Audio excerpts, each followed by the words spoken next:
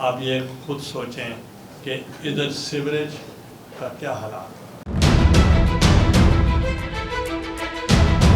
یہاں پانی پینے کا اور سیوریج کا پانی مکس ہو چکا ہے۔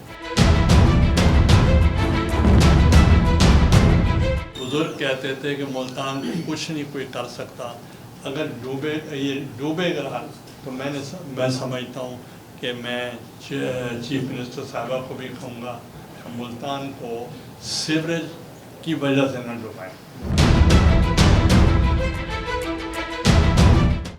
اور اس کے اندر وار فوٹنگ پہ یہاں کام کرنے کی ضرورت ہے۔